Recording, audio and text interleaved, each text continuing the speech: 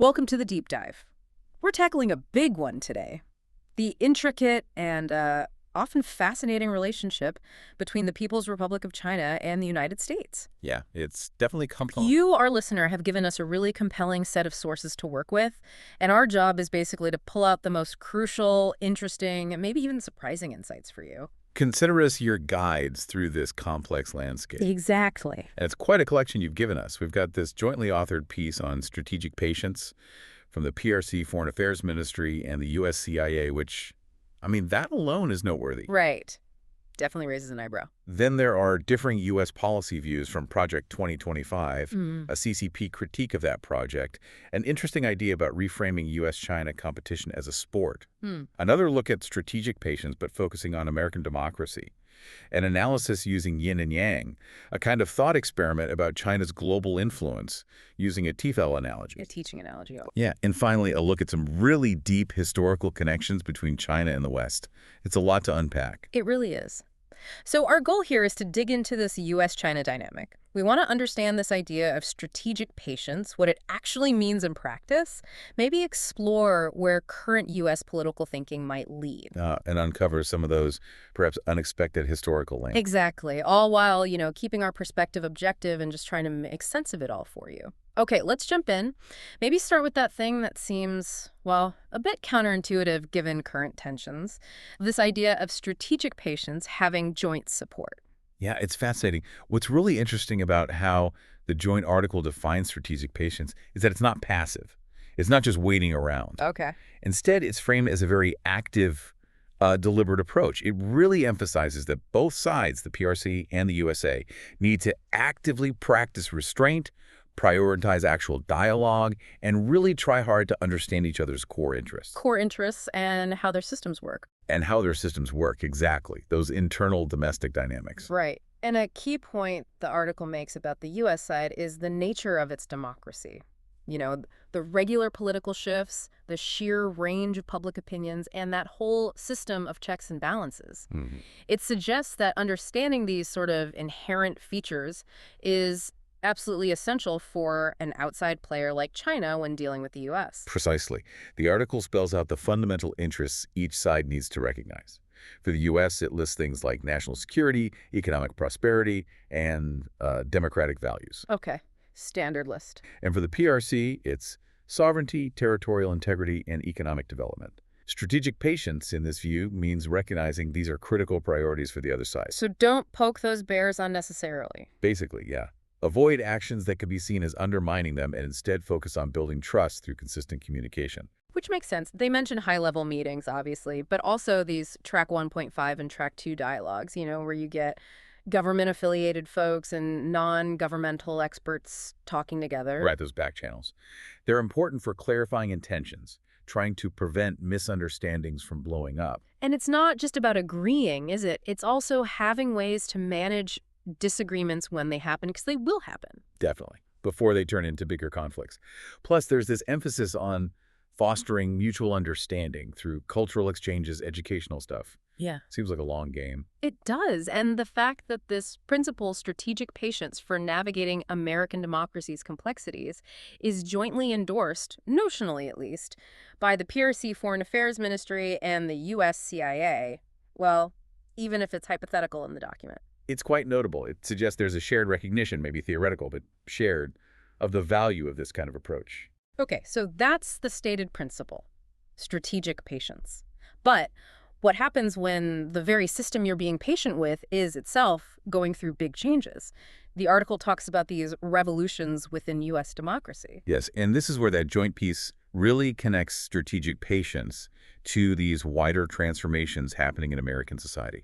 It points to things like, well, rapid tech advancements, for one. Okay. Significant demographic shifts, the evolving landscape of social values, and of course, something we see a lot of talk about, increasing political polarization. So these aren't just abstract ideas. These forces are actively shaping U.S. politics and policy, right? Exactly. And the article's point, I guess, is that anyone interacting with the U.S., like the PRC, needs to be aware of these dynamics, how power can shift, how public opinion drives policy, those checks and balances that can slow things down or change outcomes unexpectedly. Precisely. It reinforces this idea that strategic patience isn't just passive waiting. It's about actively watching, understanding, and crucially, adapting to these ongoing changes within the American democratic system itself. Okay. Now let's pivot a bit to something that could really shake up this landscape. Project 2025. This is the policy blueprint coming from the U.S. Republican Party and its allies. Can you give us a sense of the kind of America they envision if this were fully implemented? Sure. Project 2025 lays out a very comprehensive conservative agenda. A major theme is what they call the restoration of traditional family values. Okay. So proposed policies are aimed at reinforcing traditional family structures, emphasizing parental rights in education, and pushing back against ideologies they see as progressive. Got it. What about the structure of government? Economically and structurally, there's a really strong emphasis on reducing the size and influence of the federal government, cutting regulations, moving more power down to the states, essentially dismantling what they call the administrative state. Right, that term comes up a lot. So more decentralized power. What about national priorities? Nationally, a very clear focus on boosting national sovereignty and tightening border security. So stricter border controls, a more, let's say, nationalistic approach to economic policy. And foreign policy, particularly towards China. Yes, regarding defense and foreign policy, the agenda calls for a significant buildup of American military strength and a generally more assertive global posture. And that notably includes a distinctly firmer stance toward China. Okay, that firmer stance definitely ties back to our main topic here. What else stands out in their overall vision? Anything else major? Well, they also propose big changes in energy and environmental policy, aiming for American energy dominance, mainly through boosting domestic production. In healthcare and social services, the push is towards market-based solutions and reforming existing welfare programs. For education, they champion school choice, more focus on vocational training. Right. And finally, on civil rights and social issues, the agenda shows strong opposition to progressive social policies, emphasizing religious freedom and what they define as traditional values. But it's really important to stress this is a potential future based on the stated goals of one political party in the U.S. Absolutely. It's their playbook, their stated objectives. Now, we also have a perspective from the CCP on Project 2025, and maybe unsurprisingly, it sounds like they see some major problems with this vision. That's putting it mildly, yes. The CCP critique views many of the policies laid out in Project 2025 as, well, fundamentally clashing with their own core interests and long-term goals. Where's the biggest friction point? Taiwan is a huge one. The CCP sees the project's focus on strengthening Taiwan's defenses, reinforcing U.S. alliances in Asia. They see that as direct interference in China's internal affairs. A major obstacle to their reunification goal. Exactly, and likely a broader concern about U.S. influence in what they consider their backyard. Not unexpected, given their long-standing position. What about the economic parts of Project 2025? Economically, the CCP would strongly oppose any push for decoupling, for separating the economies. They see those policies as damaging to their own economic growth and their whole strategy of global economic integration. So it hinders their growth and maybe containment? They likely see it as hindering growth, yes, but also potentially as an attempt to contain China's rise, limit its tech advancement. And similarly, the emphasis on modernizing the U.S. military, strengthening security alliances in the region that's perceived as a direct threat to China's national security and its ability to project influence regionally. So from their viewpoint, Project 2025 hits sensitive nerves on Taiwan, the economy, and military strategy. Any other major areas of concern for them? Yeah, the critique also mentions human rights and ideological issues.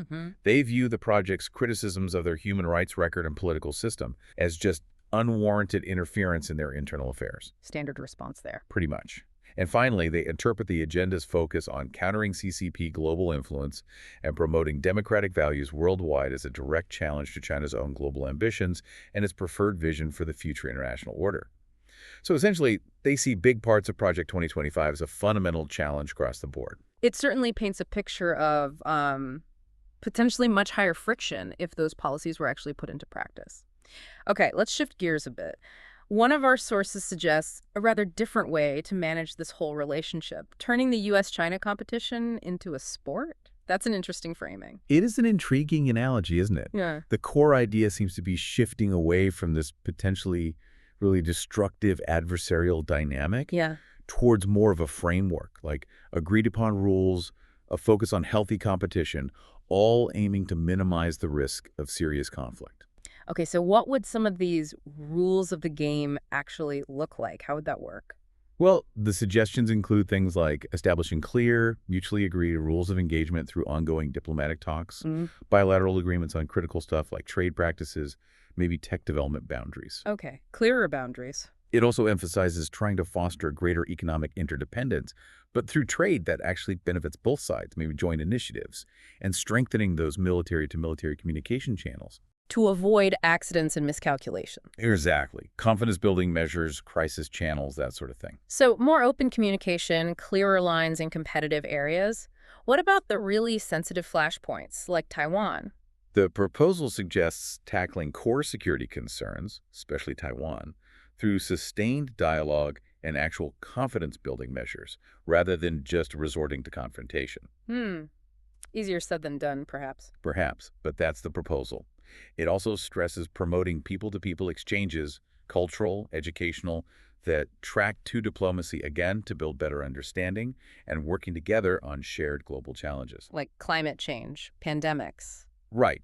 The idea being if you can find common ground there, it might build trust for tackling the tougher stuff. That makes sense. Find areas of cooperation to balance the competition. What else is part of this supporting idea? Things like peacefully managing disagreements, using established mechanisms, consistently applying that strategic patience idea even when provoked, and boosting transparency and trust through sharing information, maybe joint projects. Okay. The overarching goal is a framework for competition that's more predictable, less prone to misinterpretation, and crucially, less likely to escalate into dangerous territory. But who's the referee in this sport? Ah, that's a good point.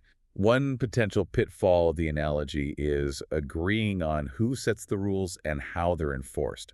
That would likely be a constant negotiation. Right. It sounds like a way to manage the inevitable competition without letting it blow up.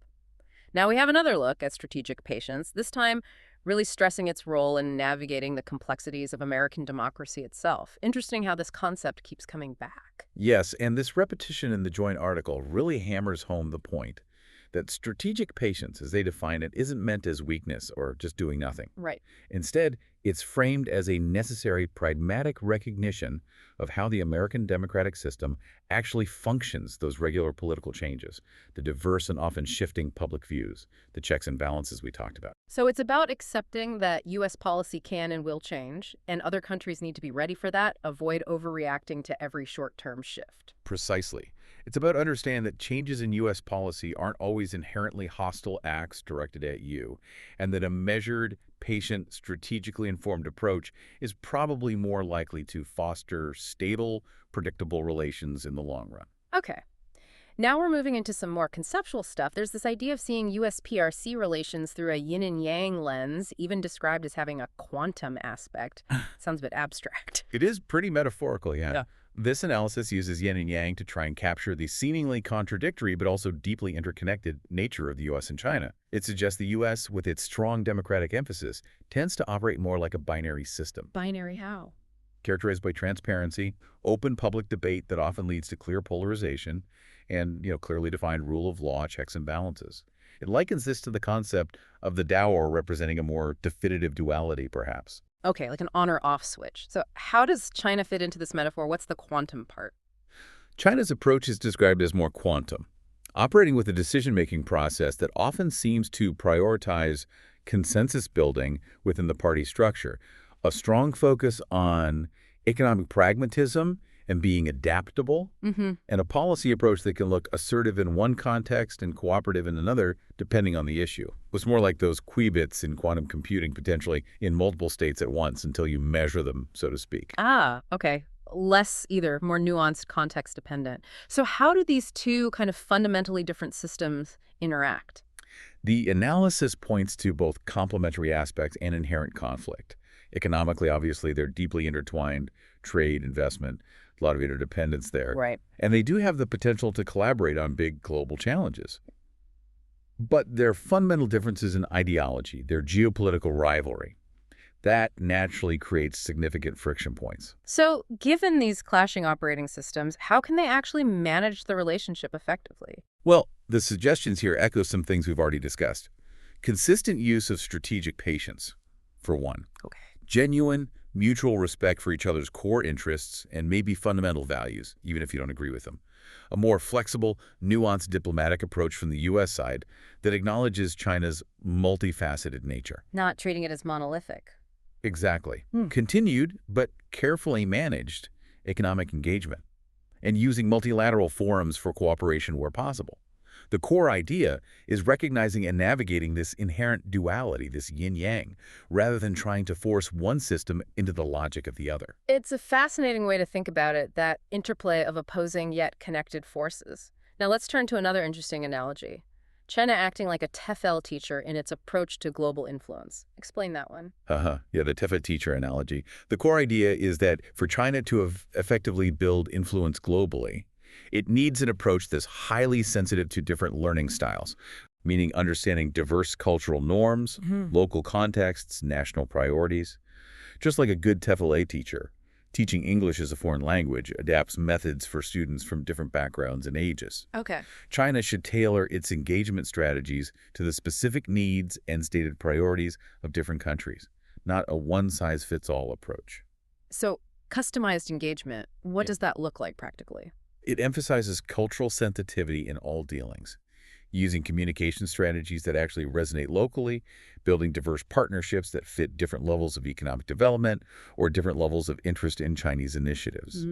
It also suggests maybe a gradual, phased approach to integration, especially with countries that might have historical reasons to be wary of foreign influence. And the analogy also flags being mindful of history, right? Like colonialism. Exactly. It specifically highlights the need for China to be cautious and sensitive in places like Africa and Eastern Europe, where the legacy of colonialism creates deep sensitivities about external influence. So tread carefully. Right. Emphasize respect for sovereignty. Stick to non-interference principles. Ensure partnerships are transparent and genuinely mutually beneficial, and avoid anything that looks like neocolonialism. That's a really crucial point, how history shapes current perceptions.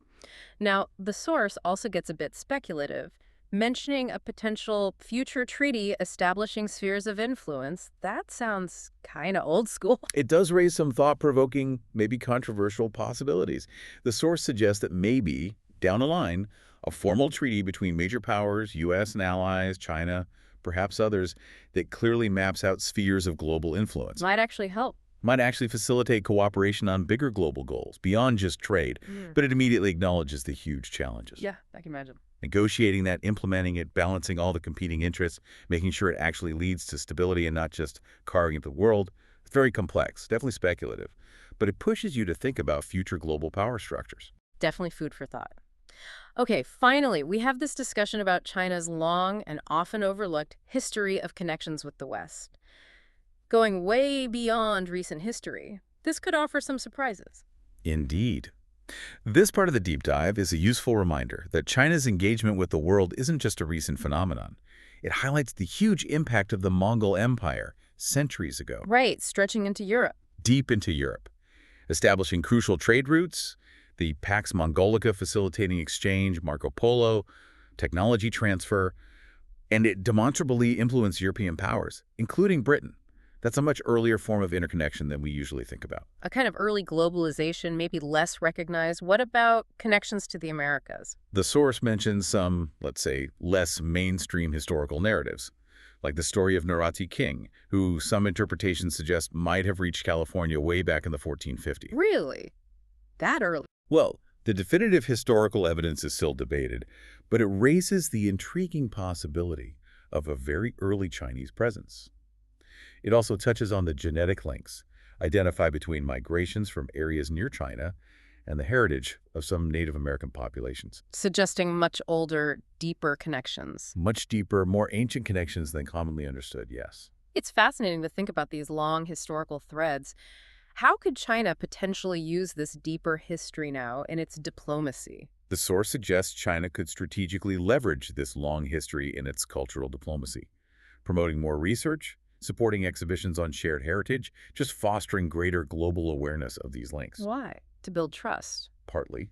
It argues these broader historical narratives can help build trust by showing a long history of exchange, not just conflict.